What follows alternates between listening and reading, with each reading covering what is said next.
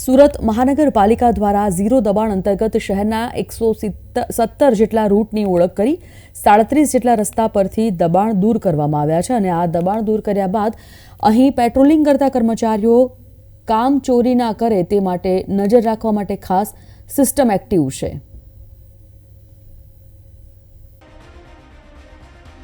સુરત શહેરમાં જાહેર રોડ પર દબાણ કરનારા લોકો વિરુદ્ધ કાર્યવાહી કરવામાં આવી રહી છે।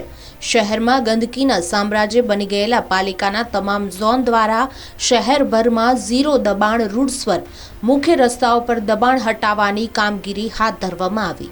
દબાણ હટાવ્યા બાદ અહીં ફરીથી દબાણ ન થાય તે માટે પાલિકાની ઝીરો દબાણની ગાડી પેટ્રોલિંગ કરી રહી છે। જો કે પેટ્રોલિંગ કરી રહેલ કર્મચારીઓ કામચોરી ન કરે તે માટે પાલિકા દ્વારા આ ગાડીઓમાં ખાસ જીપીએસ ટ્રેકિંગ સિસ્ટમ ફિટ કરવામાં આવી છે। को रोजे रोज पेट्रोलिंगनी कामगीरी करी रह्या छे।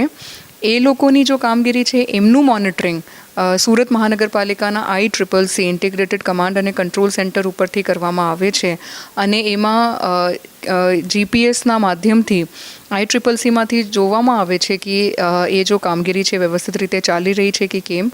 जो एमने टार्गेट्स आपवामां आव्या छे टार्गेट प्रमाणे एटला किलोमीटरना रोड उपर एटला राउंड्स અને એટલા સમયગાળા દરમિયાન કરવામાં આવી રહ્યો છે એમનું ક્રોસ ચેક અને મોનિટરિંગ ICCC ઉપરથી કરવામાં આવે છે।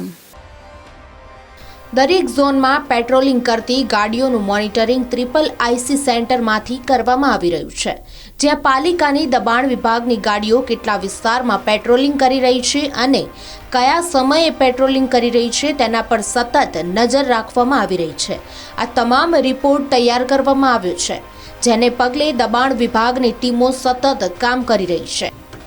પરિણામે શહેરના લોકોને છેલ્લા કેટલાક દિવસથી દબાણથી મુક્તિ મળી રહી છે। પ્રવેગ ટીવી સુરત।